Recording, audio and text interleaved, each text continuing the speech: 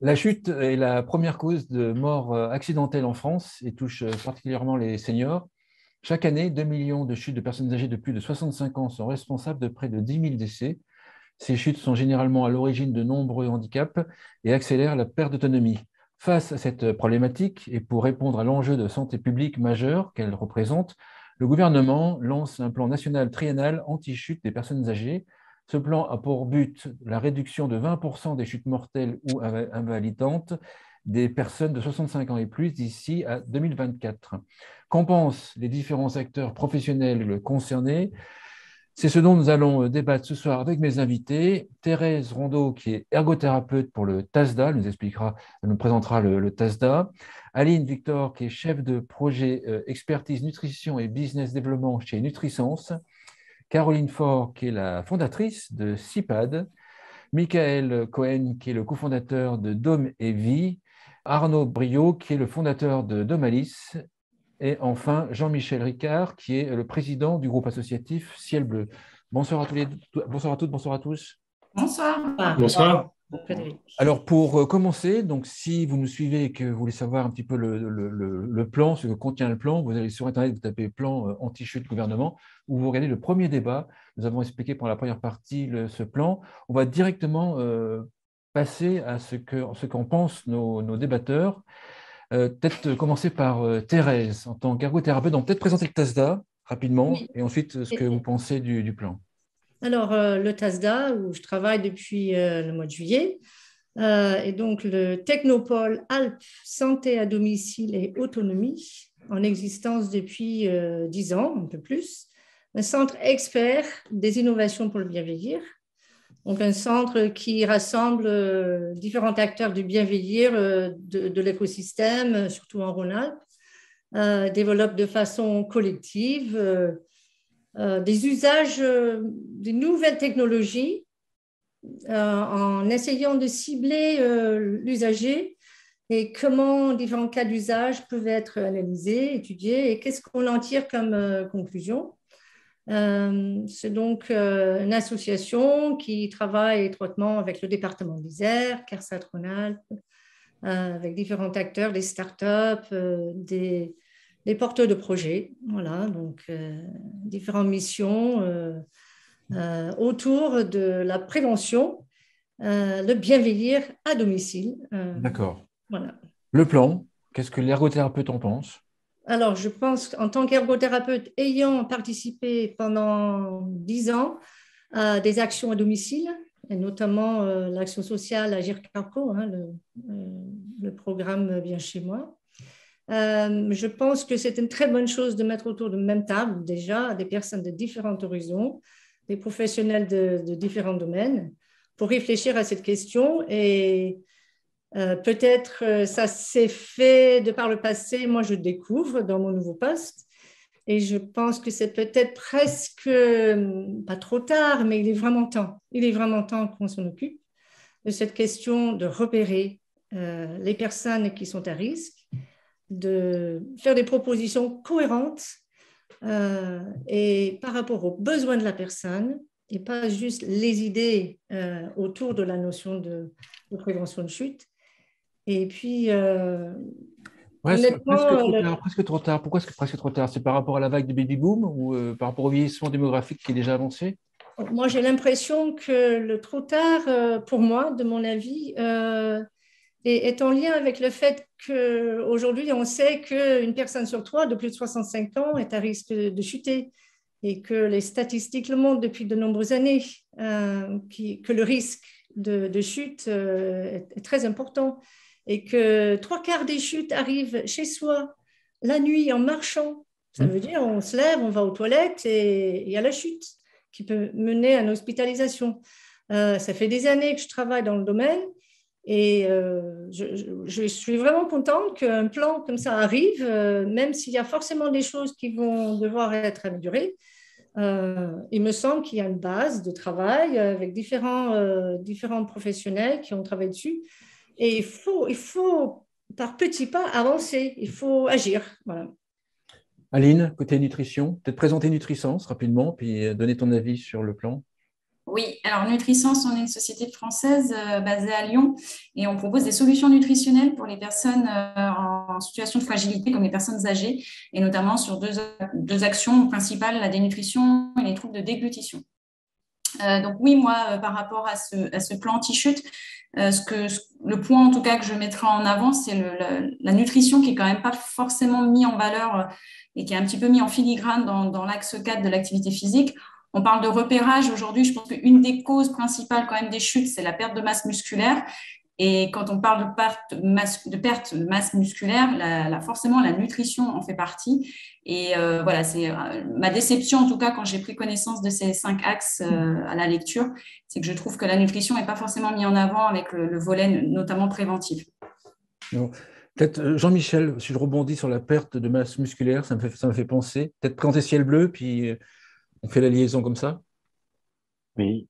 Ciel Bleu, on a 25 ans cette année, on est un mouvement associatif qui a vu le jour à Strasbourg avec le principe, c'est comment on accompagne des personnes en fragilité physique, sociale, cognitive, des fragilités visibles ou invisibles, avec essentiellement un outil qui est l'activité physique et qu'on va adapter selon les envies, les capacités, les besoins, et avec une mission prioritaire, l'accessibilité financière pour que rester en bonne santé, ça reste un droit et ne devienne jamais un luxe malgré les dérives de nos pays soi-disant développés.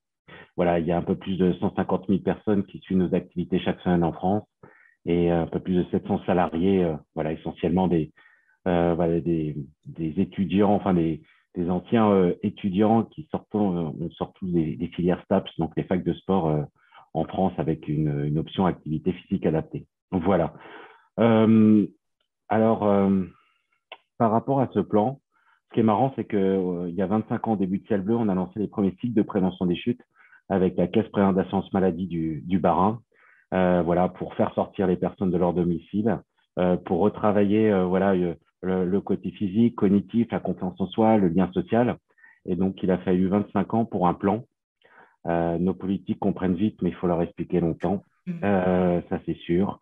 Et après, qu'est-ce qu'il va avoir? Est-ce que c'est un plan en termes de communication et comment ça va être mis en place sur le terrain? Parce que le principe, c'est le dernier kilomètre. C'est comment on va inciter toutes les personnes qui ont besoin de travailler sur la prévention, comme disait Aline en amont, de les repérer sur la sarcopénie, la basse musculaire, qui un risque de chute très, très important, sur les fragilités au niveau activité physique, sur l'aménagement du domicile, comment on va le faire et comment on va faire le dernier kilomètre pour aller vers ces personnes-là, parce que l'accessibilité financière et géographique n'est pas du tout mise en avant sur ce plan. On sait qu'il y aura des référents dans chaque ARS qui vont être nommés dans les prochaines semaines, référents plan anti-chute, qui vont être nommés dans chaque région.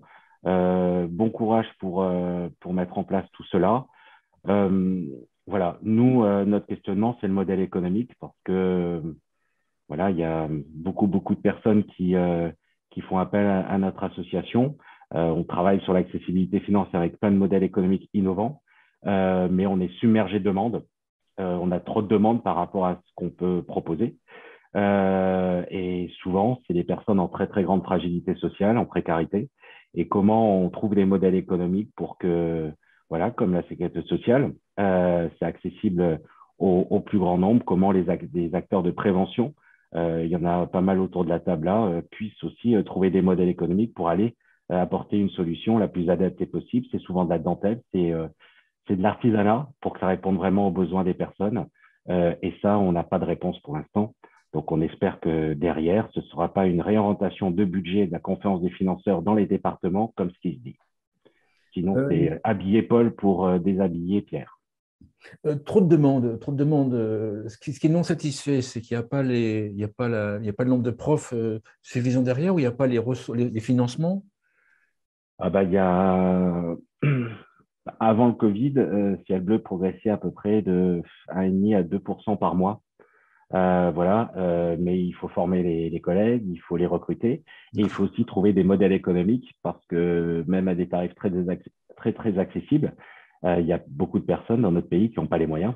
Et donc, Mme Rondeau parlait des groupes de protection sociale, l'AG Carco. Heureusement que les l'Agir Carco et l'Action sociale des différents groupes de protection sociale sont à nos côtés depuis très très longtemps pour travailler sur cette accessibilité financière géographique. Mais il faut quand même préciser qu'avec France Retraite, l'action sociale de l'Agir Carco va diminuer, voire va être supprimée. C'est les dernières lignes de financement de notre pays pour les acteurs associatifs sur l'innovation, la fragilité et l'accessibilité financière. C'est 360 millions d'euros.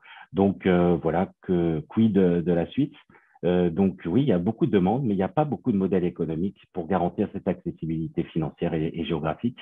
Et comme beaucoup d'acteurs, comme voilà, autour de la table, vous avez des vraies structures avec des vrais salariés dans le domaine de l'activité physique, mais dans plein de domaines, hein, même la nutrition. Il y a beaucoup de précarité qui se sont installées avec des auto-entrepreneurs. Et voilà, il n'y a pas de pérennité derrière. Donc, il faut aussi créer des filières métiers pour accompagner les personnes et voilà, pour les faire grandir en tant qu'aspect social et sociétal en même temps. D'accord. Caroline, peut-être présenter CIPAD et puis comment toi tu vois le plan? Ouais. Donc CIPAD, alors en fait, nous, on a développé chez CIPAD une solution numérique de coordination de l'ensemble des acteurs du médico-social, en partant, parce qu'il fallait une porte d'entrée donc, du service d'aide et d'accompagnement à domicile, qui est pour nous la première ligne finalement d'intervention dans les situations de perte d'autonomie, et ensuite faire le lien avec l'ensemble des autres acteurs, la nutrition, l'adaptation du logement, les aides techniques, etc. Alors, moi, ce plan, je me fais deux réflexions. La première, c'est que j'ai le sentiment que pour une fois dans l'histoire, on commence réellement depuis là quelques années à considérer la pertinence de la prévention.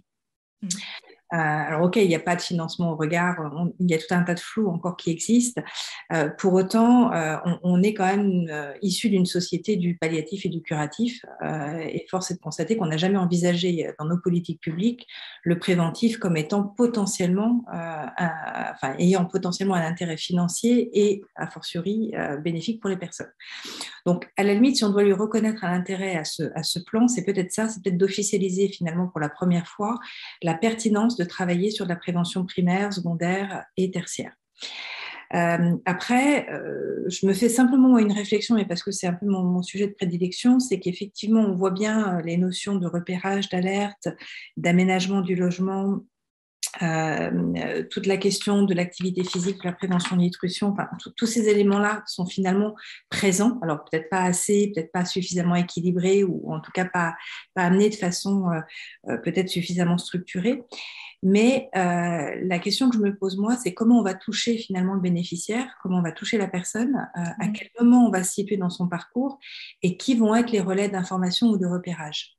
Et c'est peut-être ça qui manque au-delà de la question financière, c'est comment on imagine cette notion de parcours, comment on imagine cette notion de fil conducteur pour être capable de repérer que là, il y a un problème de nutrition, que là, il y a un problème d'activité. Souvent, les deux vont ensemble en plus. Là, il y a un problème peut-être d'équipement domotique qui va permettre de lancer l'alerte au plus tôt ou d'adaptation du domicile. Voilà, c'est comment on crée ce fil et cette notion de parcours pour accompagner finalement les personnes dans leur prise de conscience. Parce que ça en passe quand même par là. Hein. Là, on met tout un tas de choses sur la table pour accompagner les seniors dans leur perte d'autonomie. Maintenant, je pense que si demain on fait un radio-trottoir et qu'on va interviewer les seniors, je ne suis pas sûre qu'ils aient véritablement envie ou conscience d'en avoir besoin et qu'ils acceptent nos interventions. Et du coup, c'est comment est-ce qu'on pédagogie, on amène tout ça, comment on facilite le repérage des solutions, comment on les amène auprès des gens pour que ça fasse sens et que ça puisse se mettre en place véritablement. Thérèse, on fait finit le tour de table, après je reviens vers vous, d'accord? Ok. Arnaud, présenter Domalis et puis ce que tu penses du plan, ta vision, ton plan. Ouais. Donc, Domalis, c'est créé il y a une dizaine d'années.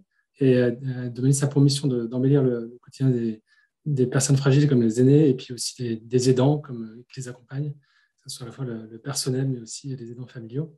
Et nous, notre ADN, c'est en fait, on a vraiment travaillé avec les équipes sur le terrain pour co-concevoir des solutions pour notamment réduire la chute auprès des personnes âgées. C'est vraiment un de nos deux axes principaux au sein de Domalis. Et on a même écrit, il y a déjà quelques années de ça, déjà 4 ans, un livre blanc justement sur la chute, parce qu'on avait très conscience de ce problème qui date depuis très longtemps. On a parlé de 10 000 morts par an. C'est quand même 3 fois plus que les accidents de la route. Et les accidents de la route, on a fait des plans de prévention en dépensant des millions, des milliards dans ces plans. Alors que là, c'est 3 fois plus. Donc, ce plan, oui, c'est une bonne nouvelle. C'est clairement une bonne nouvelle. Après, comme on l'a vu, c'est vrai que maintenant, c'est comment ça va se déployer, comment ça va se déployer en termes de financement, en termes d'accompagnement, que ce soit auprès, bien évidemment, des particuliers, mais aussi les établissements sont aussi concernés. Voilà, nous, on voit que les solutions aussi qu'on a pu développer, comme Aladdin, on peut en parler, la lampe connectée qui permet vraiment de prévenir, de réduire la chute. On voit qu'il y a un élan extraordinaire par rapport aux besoins, aux attentes, mais derrière, il y a aussi souvent le problème de votre produit, on l'adore, mais pour l'instant, le problème, c'est plutôt le financement. C'est comment on arrive à accompagner nos aînés, comment on arrive à accompagner les personnes âgées, justement et les familles, pour pouvoir réduire. Donc ça va à la fois sur l'aménagement du logement, parce qu'il y a plein de choses à faire sur l'aménagement du logement. Ça, c'est vraiment capital.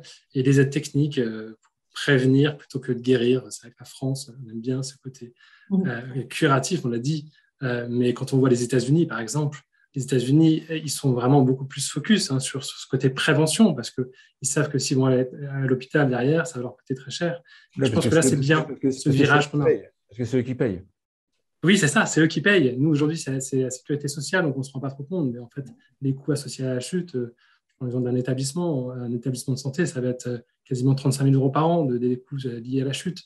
Donc tout de suite, on voit par des choses qui sont parfois simples, le gain, mais au niveau global, pas seulement juste sur un aspect. Mais c'est pour ça que c'est bien que la France s'attache à ce côté préventif, parce qu'à la fin, si elle met les moyens pour prévenir, avec des solutions, avec de l'accompagnement, on va réduire nos dépenses au niveau global et pouvoir permettre à nos aînés de vivre plus longtemps, en bonne santé, chez eux, le plus longtemps possible. Michael, Arnaud parlait d'aménagement du logement. La transition est pratiquement toute faite. Peut-être présenter Domévie. Donc, Domévie, c'est spécialiste de l'adaptation du domicile. On est 70 agences franchisées en France et la société a 10 ans aujourd'hui. On officie dans toutes les pièces de l'habitat, la salle de bain, la cuisine, les espaces de circulation. On a fait de notre métier justement cet accompagnement. Par rapport à ce plan aujourd'hui, donc on couvre l'ensemble du territoire et moi, mon histoire, je vais vous faire participer sur mon histoire. Ce plan anti-chute, moi, je l'ai rêvé il y a 10 ans quand j'ai commencé parce que c'est le fondement de la création de Domévie. Moi, j'ai mes grands-parents qui ont chuté à leur domicile et là, je me suis trouvé confronté, comme bon nombre de familles, à toutes ces problématiques que sont d'adapter le domicile. Et là, quand je regardais ce qui se faisait, il n'y avait rien qui était opérant et surtout d'un accompagnement qui va gérer de A à Z. Et Domévie, c'est vraiment créé sur cette base-là en donnant la capacité à pouvoir communiquer, à savoir que les solutions d'adaptation existent et que derrière, ça soit simpliste dans la mise en œuvre de ces solutions-là.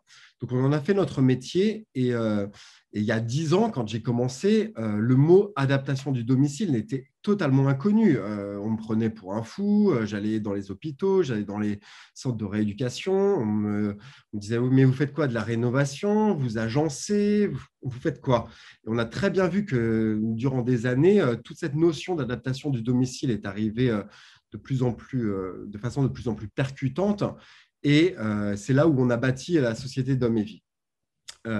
Fort de tout ce constat, on a pu voir que aménager le domicile et surtout simplifier finalement le parcours parce que Domévie n'était pas connu, les gens ne savaient même pas qu'on pouvait réaliser par une société cet accompagnement de A à Z pour pouvoir adapter l'ensemble des pièces de l'habitat. Et moi, fort de mon expérience personnelle, on a pu, et c'est ce qui me motive moi au quotidien, de pouvoir aménager et complètement adapter l'ensemble des logements. Donc ce plan, il arrive évidemment de manière propice, j'ai envie de dire enfin, il est là. Et derrière, comment est-ce qu'il va être articulé? Comment est-ce qu'on va le faire savoir? Parce que cette notion de prévention, elle est hyper importante. Moi, je vois depuis 10 ans que mes clients, au départ, étaient sur des retours d'hospitalisation. On m'a appelé en urgence. Il fallait absolument réagencer le domicile parce que les personnes revenaient principalement dans leur logement très rapidement. Et là, on sent qu'il y a vraiment une osmose qui se met en place pour pouvoir anticiper et prévenir. Donc, je me dis qu'aujourd'hui, sur cette aide, cet enjeu sociétal qui est de permettre aux gens de réussir à rester chez eux en toute sécurité, il y a vraiment, ils ont compris le truc. Maintenant, comment est-ce que ça va être mis en place? Comment est-ce que derrière, ça va être financé? Comment est-ce que ça va être communiqué pour que les gens ne restent pas seuls? Parce que c'est ce que moi, je suis confronté tous les jours sur mon service client. Les gens appellent, ne savent pas du tout par où commencer, quelles solutions existent et comment les mettre en œuvre. Donc, ce plan-là, vraiment, il est intrinsèquement, comment dirais-je, intrinsèquement mis dans l'ADN de Dom et Vie pour aider, parce que les gens sont complètement perdus sur cet aménagement du domicile. Et force est de constater que quand j'ai pu faire, moi, à l'origine de la société ou mes franchisés maintenant, on arrive, donc lorsqu'on fait un diagnostic, on travaille également main dans la main avec les ergothérapeutes, comment est-ce qu'on va pouvoir sensibiliser, montrer où sont les zones d'inconfort, où sont les zones de danger, pour pouvoir mettre en face un cahier des charges et derrière avoir des solutions hyper efficaces. C'est ce que je me tue à la tâche pour pouvoir simplifier l'ensemble de ce parcours. Donc je me dis, in fine, c'est très bien parce qu'il va y avoir de la communication qui va être faite, mais comment elle va être faite? Quelles personnes vont être touchées? L'adaptation du domicile, c'est une des solutions parmi tant d'autres. Le risque de chute est un relais, évidemment, sur bon nombre de données physiologiques. Donc, c'est aussi comment est-ce que tous ensemble, acteurs du maintien à domicile, et comment on va travailler ensemble pour évangéliser finalement ce métier en disant à nos clients, ne restez pas seuls, on est un consortium finalement d'entreprises qui vont faire de l'adaptation, de la coordination, de la sensibilisation, de l'aide à la nutrition ou de l'aide sportive pour pouvoir aider les personnes. Donc, je suis convaincu que par la prévention, par le fait que nous tous ensemble, on puisse travailler main dans la main, on puisse arriver à quelque chose. Et c'est bien de dire oui, on attend que le gouvernement communique, c'est bien qu'on pense à la coordination, mais avant toute chose, faisons-le ensemble. Tous les acteurs qui sont autour de la table ce soir le montrent et il faut absolument qu'on travaille main dans la main pour pouvoir avoir ce focus vers les personnes qui sont en danger chez eux, clairement. Donc, le plan était une bonne idée, mais c'est la question sur la mise en application également. Thérèse et après Aline. Thérèse, vous vouliez réagir par rapport à Caroline, il me semble. Oui, mais je vais rebondir sur l'utilisation de l'expression main dans la main pour souligner ce que avait dit, je suis désolée, je n'ai pas son prénom. Caroline. Oui, c'est ça. Cette notion de consentement, que la première personne concernée dans tout ça, c'est la personne chez elle.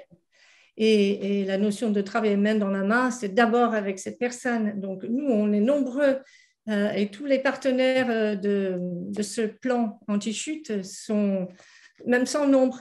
Mais la première personne, ce sera la personne âgée chez elle. Et je pense qu'il faut qu'on fasse très attention à ne pas dire voilà les solutions, mais accompagner cette personne dans ses propres réflexions. Et c'est tout ce que fait les accompagnements au niveau nutrition et activité physique adaptée. C'est d'abord, qu'est-ce que cette personne a compris de sa situation? Je sais que Ciel Bleu, il fait des bilans de départ pour savoir que sont les capacités de la personne. Mais pas que, c'est qu'est-ce qu'il a compris de sa situation. C'est pareil pour la nutrition, c'est pareil pour le domicile. Moi, je suis bien chez moi, pourquoi vous voulez me proposer des solutions? Un déambulateur, mais je n'ai pas besoin, j'ai mon bâton ou je m'appuie sur la table.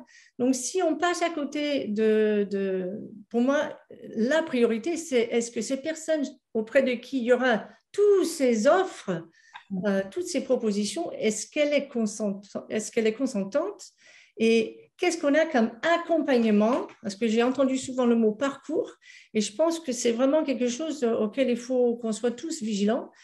Qu'est-ce qu'il va y avoir comme coordination? Et ce parcours de A à Z, ce dernier kilomètre dont on a parlé, ciel bleu, c'est tellement bien dit. Ce dernier kilomètre, souvent, il n'y a personne. Et c'est pour ça que je pense que si les acteurs nombreux de la mise en place de ce plan et de la pérennité des actions, selon le modèle économique, mais si on est tous vigilants à cette notion de A à Z, mais ce dernier kilomètre, avec la personne âgée au centre, c'est elle qui devrait décider.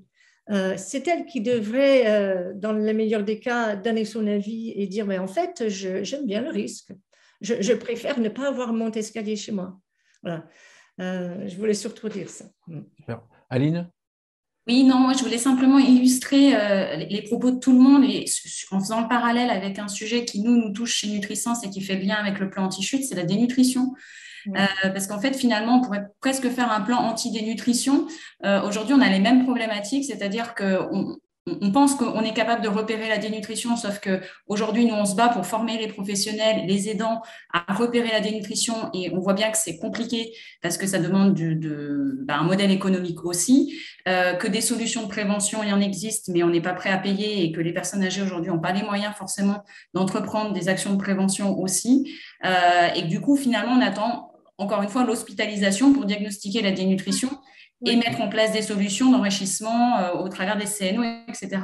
Et je pense que ça illustre très bien ce qu'on risque de rencontrer avec le plan anti-chute si effectivement il n'y a pas un modèle économique qui est posé, s'il n'y a pas une coordination, si on n'entreprend pas une structuration avec tous les professionnels de santé et qu'on se dise voilà qui fait quoi et comment on aide à cette étape de repérage. Sinon, on fera comme pour la dénutrition, c'est-à-dire que ça fait 35 ans qu'on parle de la dénutrition et qu'aujourd'hui, on a toujours 10% des personnes âgées à domicile qui sont dénutries. Donc, c'était simplement pour illustrer l'inquiétude et je partage effectivement les propos des personnes ici.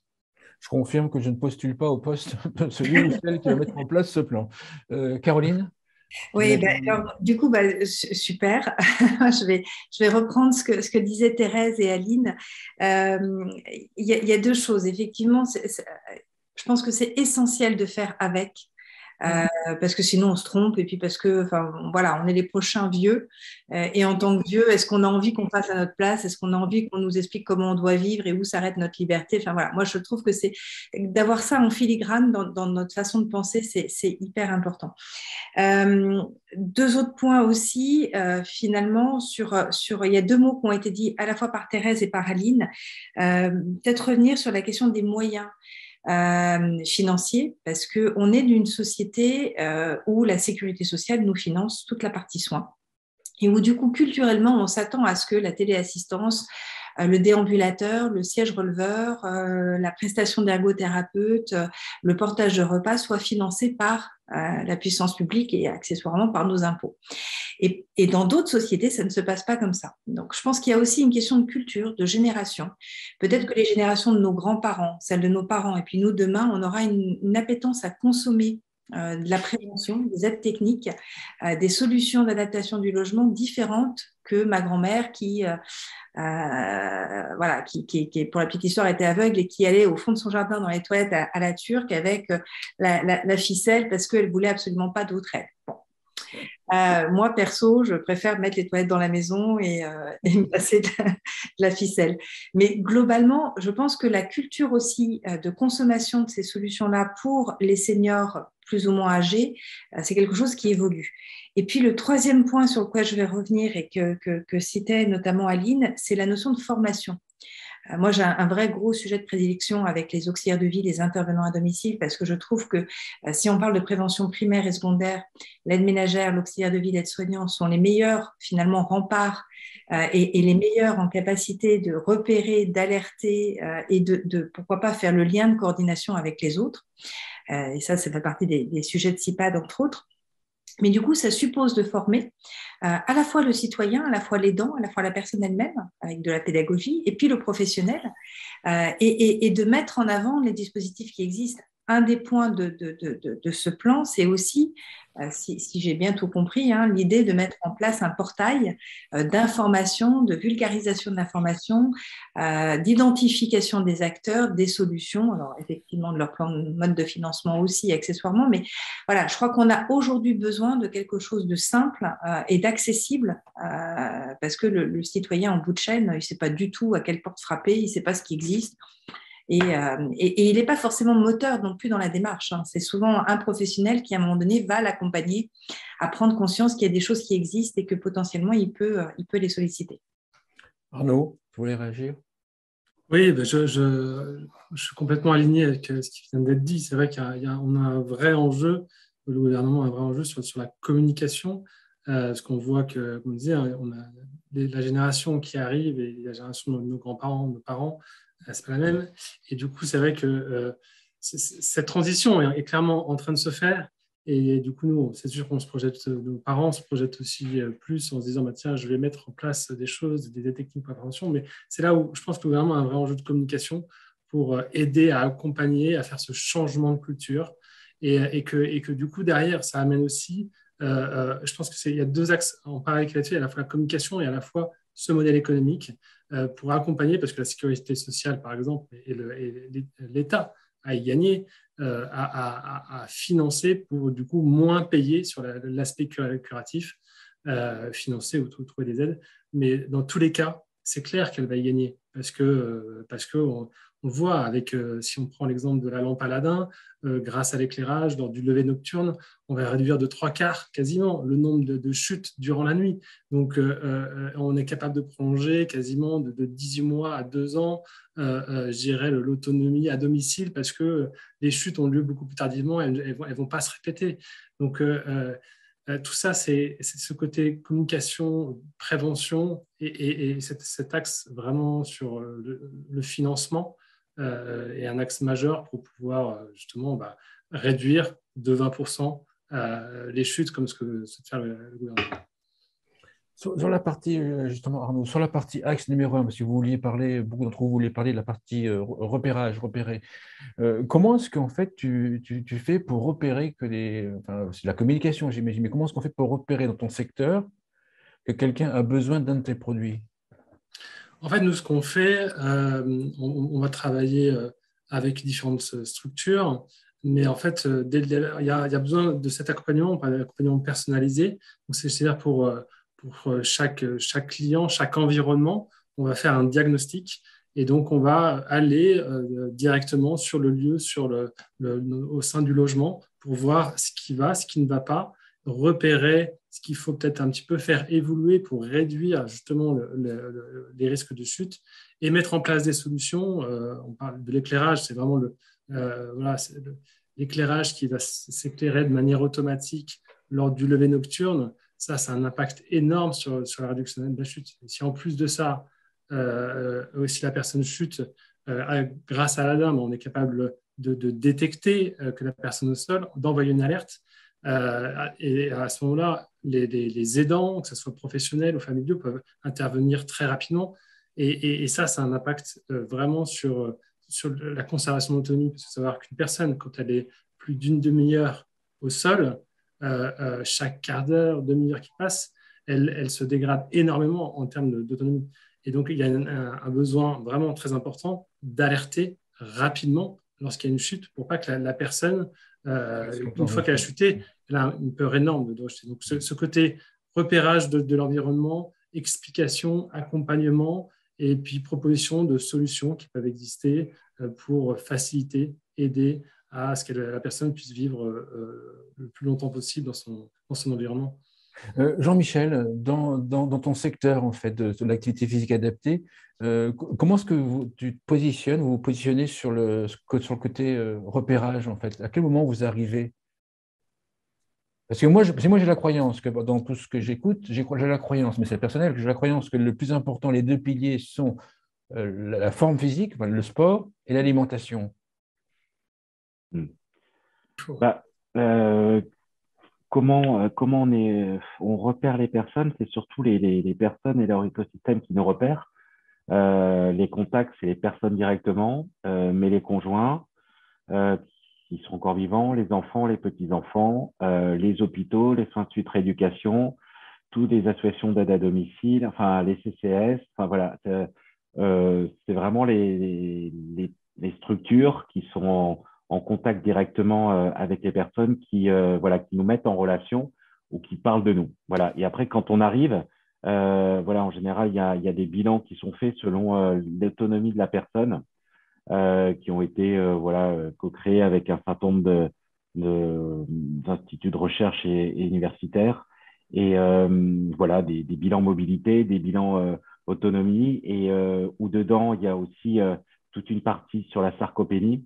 On a la chance on confronte souvent les profs de sport, enfin les chargés de prévention en activité physique adaptée et les kinés, mais en général, les kinés, on travaille vraiment main dans la main ensemble. Ils sont aussi des prescripteurs très, très importants. Et selon les endroits, on parlait de parcours tout à l'heure, c'est vraiment des parcours d'accompagnement des personnes. Nous, dans le cadre d'une chute, on va dire, on vient après le kiné, c'est souvent le kiné qui fait appel à nous. Voilà. Et l'objectif, c'est qu'on prend en charge la personne individuellement à domicile quelques séances pour l'intégrer rapidement dans un cours collectif pour ressortir de chez elle, pour éviter, comme tu disais Arnaud, le syndrome post-chute qui s'installe sur la durée. Et tout simplement aussi, j'aimais bien ce que vous disiez tout à l'heure, bien sûr, il faut que la personne choisisse parce que c'est à elle et c'est pas parce que c'est une personne âgée qu'on doit choisir à sa place.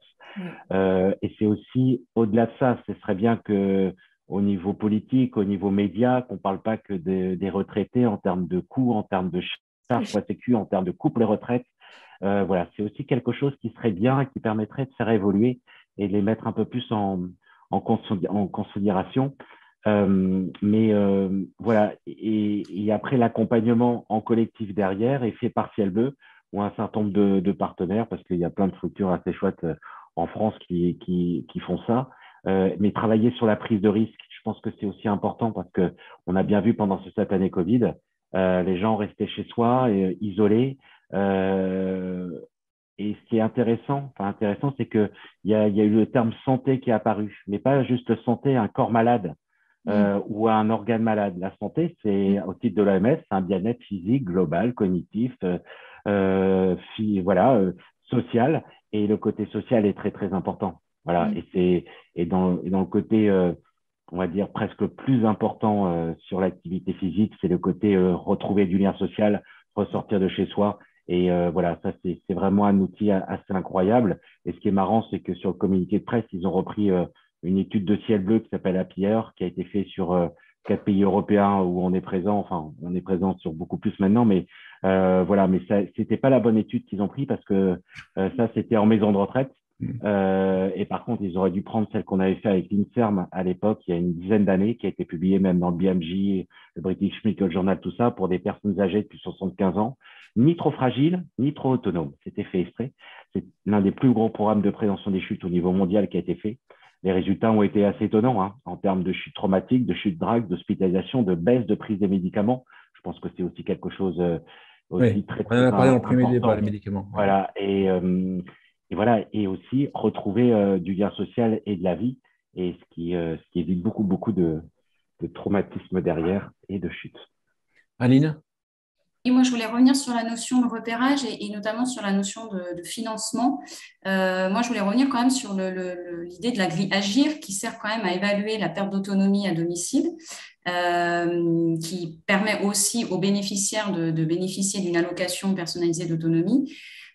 Et donc, par rapport à ce point, déjà, je me dis que le repérage de cette grille Agir pourrait être fait en France systématique par les médecins traitants et pas attendre que la demande soit faite par l'assistante sociale de l'hôpital ou les familles dans une situation un peu démunie.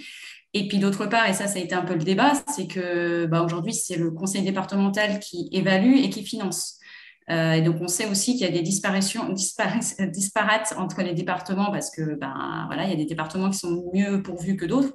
Donc, je pense qu'il y a un sujet autour de ça et peut-être soit d'élargir cette grille Agir de façon à essayer de la rendre un peu systématique et du coup donner un peu plus de moyens financiers aux conseils départementaux pour attribuer des moyens justement parce que pour moi, perte d'autonomie fait forcément le lien avec les chutes. Sans compter que celui qui finance n'est pas forcément celui qui a le gain de coût. Ça, c'est un autre. Caroline ? Micro, on met le micro. Pardon. Alors, du coup, j'avais autre chose à dire, mais je vais rebondir quand même sur ce que disait Aline, parce qu'effectivement… Mais tu as le droit à deux choses. Hein. J'ai le droit à deux choses, c'est super. J'en profite. En fait, nous, sur CIPAD, donc CIPAD, c'est une solution en ligne, application mobile et plateforme web de coordination pour l'ensemble des acteurs du domicile. On a développé, nous, la capacité pour les services d'aide à domicile d'évaluer l'autonomie par la grille Agir. Alors, c'est pas tant qu'elle nous plaît, cette grille Agir, parce qu'elle pose plein de problèmes, il y a plein d'indicateurs qui sont sous-estimés dedans, mais pour le coup, c'est celle qui fait consensus aujourd'hui. Mais on s'est dit, au moins, au-delà du conseil départemental, si déjà la structure d'aide à domicile peut, dans la durée, réévaluer la situation et avoir les bons indicateurs pour savoir si on est toujours en GIR 4 ou si on a glissé en GIR 3, ça peut aider. Maintenant, au-delà de ça, moi, à écouter un petit peu tout le monde parler, je me fais la même réflexion qu'au tout début, quand on a commencé à travailler sur notre sujet et qu'on a créé CIPAD, c'est que finalement, on a une chance incroyable de vivre dans un pays où tous les métiers et toutes les compétences sont représentés.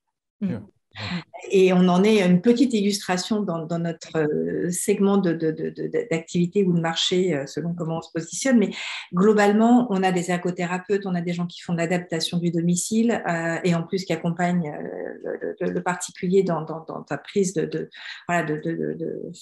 sa démarche administrative, pardon. On a des nutritionnistes, on a de l'activité adaptée, on a des startups qui innovent. Il y a plein de choses. Et au final, le seul maillon manquant, et c'est du coup celui sur lequel nous, on s'est attaché de travailler, c'est comment on met tout le monde en synergie, en lien les uns avec les autres pour que l'intervenant à domicile, l'aide ménagère puisse repérer la situation et savoir quoi en faire, à qui j'en parle, comment je relais l'information.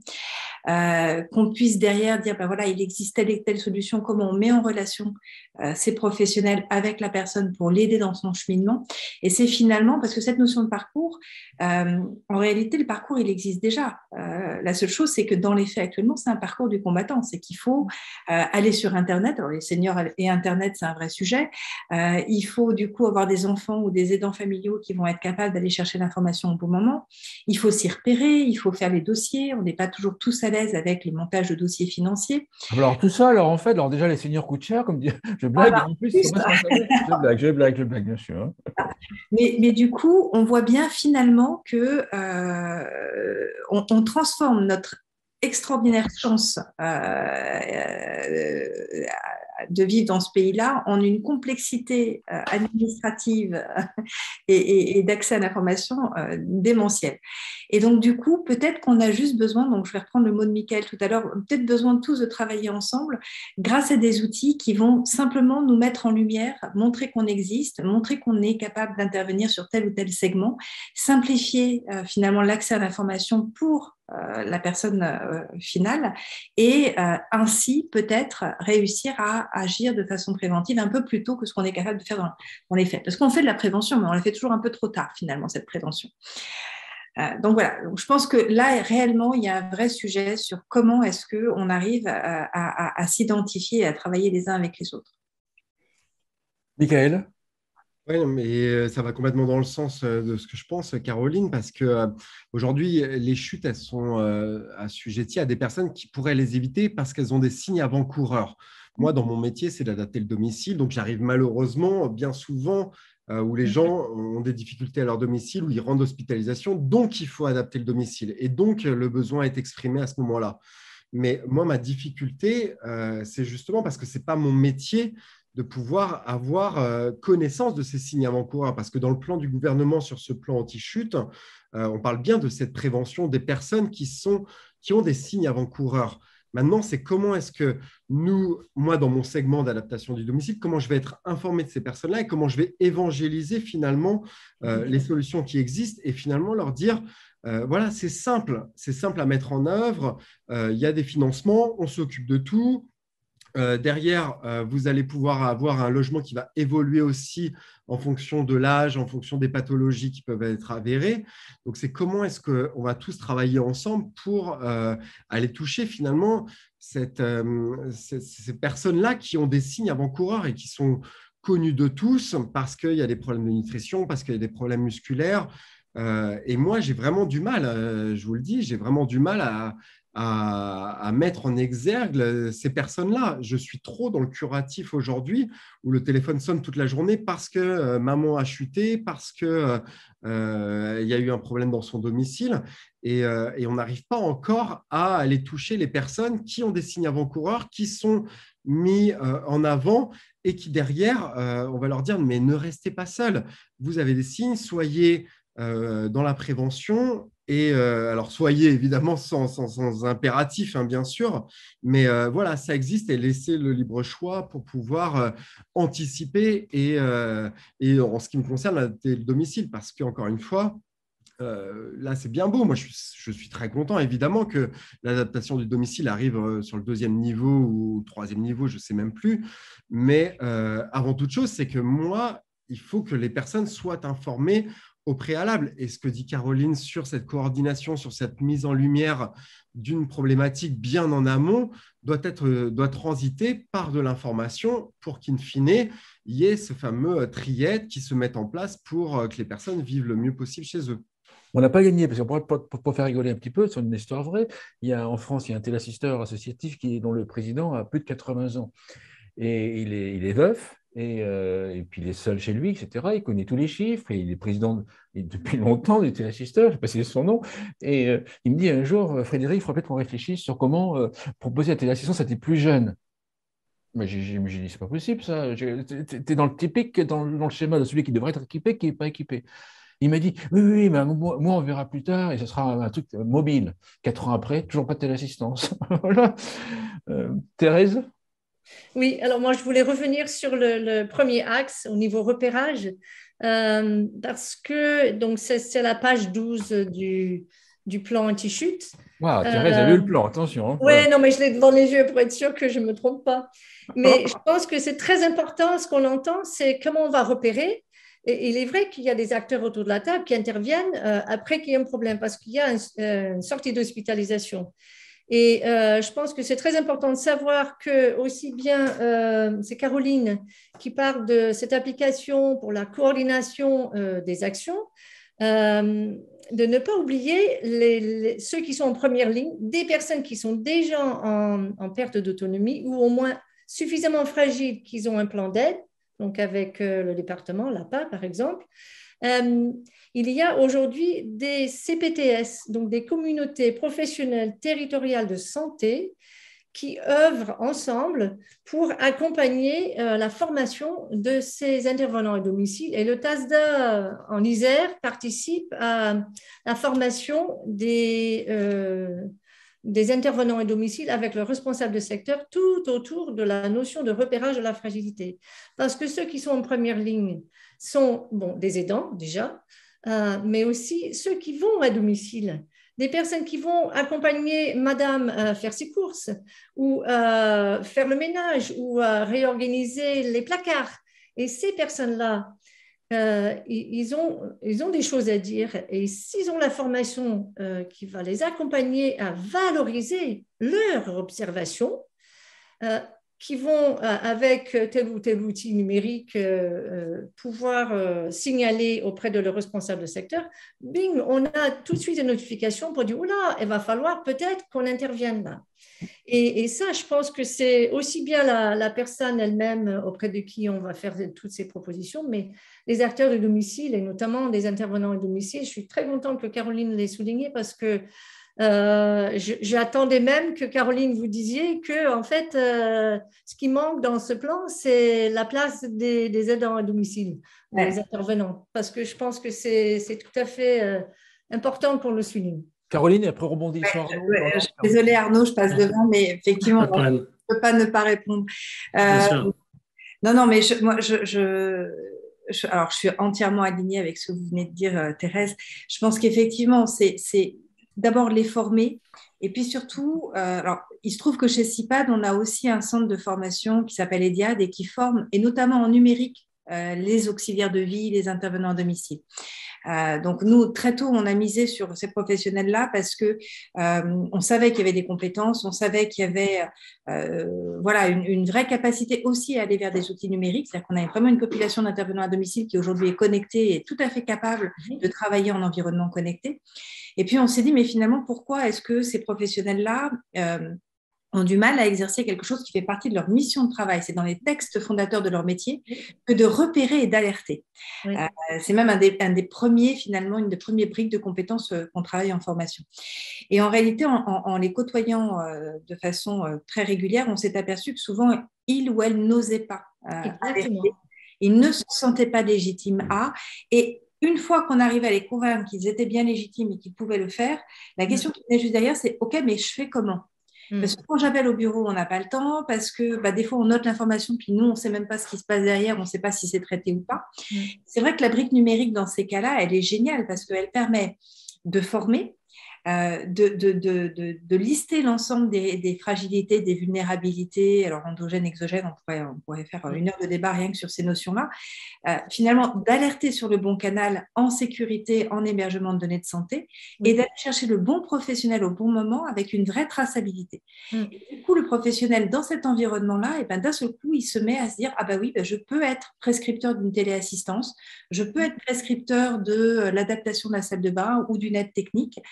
Parce que j'ai repéré, et je ne vais pas être le déclencheur de l'acte d'achat, c'est surtout ça dont elles ont peur, je dis elles parce que c'est quand même 98% de femmes, donc on n'est pas en déclenchement d'acte d'achat, mais simplement en préconisation pour permettre à d'autres de venir qualifier le besoin et travailler avec la personne pour l'amener à considérer que ce serait bien de s'équiper. Je trouve que c'est vraiment un des premiers axes qui devrait être mis en avant dans ce plan-là, c'est comment on peut s'appuyer sur ces professionnels-là qui sont en première ligne finalement. Arnaud. Ouais, moi, je voulais ajouter un point sur qu'on a légèrement évoqué, mais pas profondément, c'est ce côté de la non-stigmatisation. Tu parlais tout à l'heure, Frédéric, en parlant de la téléassistance, que même en étant dirigeant d'une association de téléassistance, on n'ose pas porter un médaillon ou une montre.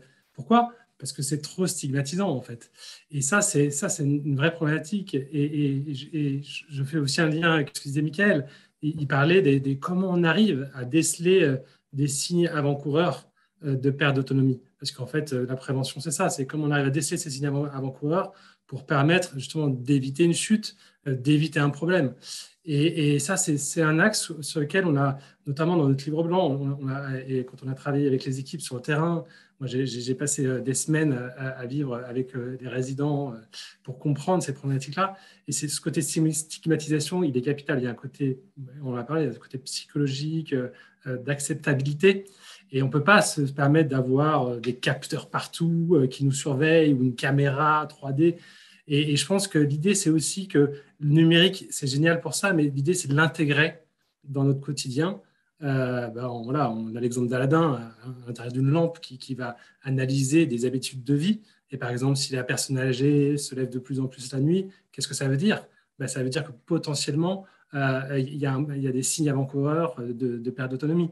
Et tout ça, cette technologie, il ne faut pas dire on fait la technologie pour la technologie, c'est juste on utilise cette technologie pour l'intégrer peut-être dans des choses du quotidien, de la vie courante, et on associe ensemble, on parlait de travailler ensemble, ces données pour justement essayer de comprendre et voir ces petits signes avant-coureurs de perte d'autonomie, mais tout en prenant vraiment l'aspect hyper important que ça soit non stigmatisant. Ça, je crois que c'est quelque chose qui est très important pour permettre justement de pénétrer et de faire en sorte que les gens, du coup, ça a une vraie utilité pour eux sans se sentir épiés et sans se sentir trop surveillés partout. Donc voilà, le côté non stigmatisant et intégré est très important, je pense. Exactement. Aline ? Oui, non, je voulais revenir effectivement sur cette notion de repérage. On a parlé des outils digitaux, on a parlé des CPTS dont parlait Thérèse tout à l'heure. Nous, chez Nutrisens, on essaye justement, pour revenir un petit peu sur ce que disait Mickaël, la difficulté finalement de repérer avant que la dénutrition s'installe. Et je pense qu'à un moment donné, il faut s'appuyer aussi sur une coordination entre professionnels, mais il faut aussi peut-être trouver la personne de confiance. On en parlait tout à l'heure. Nous, la difficulté qu'on a quand on parle d'alimentation, de nutrition, c'est qu'on reste quand même face à des personnes qui sont assez convaincues, que ce soit les aidants ou les aidés, qui sont assez convaincus de la bonne alimentation, de ce qu'ils doivent manger, voilà, des croyances qu'ils ont, des habitudes alimentaires qu'ils ont. Donc, c'est toujours un sujet assez compliqué. Et il faut trouver la personne de confiance qui va arriver à sensibiliser, à faire passer les messages et du coup avoir cette casquette un peu de repérage. Et nous, on a remarqué, notamment au travers des CPTS, que le pharmacien pouvait être aussi un bon professionnel de proximité qui pourrait être en tout cas un point d'entrée pour pouvoir coordonner et être cette personne un peu de confiance et qui pourrait repérer avant justement que les pathologies s'installent ou que d'autres maladies s'installent. Donc voilà, c'était juste pour vous faire part de ce que nous, on essaie de travailler, en tout cas avec les pharmaciens, de les former. Et je pense que ça peut être un bon pilier, en tout cas, dans cette coordination et ce parcours de soins, en tout cas. Donc toujours qui peut repérer le plus en amont possible? Toujours cette question. Je propose qu'on finisse très rapidement sur une conclusion sur la communication. Jean-Michel, comment est-ce qu'au niveau de l'activité physique adaptée, on communique pour inciter les gens à se mettre à l'activité physique adaptée? Déjà, quelque chose de pas moralisateur, hygiéniste. Vous devez faire ça? Non. C'est le logo de Ciel Bleu, c'est un sourire. Et c'est pas juste un logo, c'est l'ADN de notre organisation. Et juste redonner le sourire. Et notre baseline maintenant, c'est donnons le sourire à votre santé. Voilà, donnez le sourire. Prendre du plaisir. La vie, elle est trop courte. Carpe diem. Faites-vous plaisir. Prenez des risques. Sortez. Mangez comme il faut. Voilà, ouvrez votre cœur et voilà, c'est juste prendre du plaisir et en termes de communication, oui, il ne faut pas que ce soit stigmatisant comme ça a été dit et pas, enfin voilà, il faut faire attention, il faut faire attention et je pense que c'est super important que notre société qui est quand même essentiellement curative devienne de la prévention. Devienne une société de prévention à tout niveau. Mais après, on doit tout mettre en place pour que les gens puissent se l'approprier. Mais après, c'est le choix de chacun de prendre. Voilà, mais c'est chacun qui va décider de son avenir et la façon dont. Voilà, donc du plaisir, du bonheur et surtout voilà, c'est ça le plus important. Voilà, et en termes de communication, peut-être pas. Si c'est possible, en termes grand public, tout ça, parler de 10 000 morts par an, Tu es en train d'y penser, là. Voilà, c'est un peu stressant parce que quand vous parlez, nous, on a la chance voilà, de suivre beaucoup de personnes chaque semaine et beaucoup de personnes sont très proches d'un certain nombre de nos collègues. C'est super intéressant la façon dont les personnes d'un certain âge, que ce soit en maison de retraite, hors établissement et qui vivent encore à domicile, réagissent par rapport à la mort, par rapport, voilà, il ne faut pas les prendre pour des gamins, mais il faut juste, voilà, les accompagner comme il faut. Nous, on dit souvent, pourquoi Ciel Bleu en est là maintenant?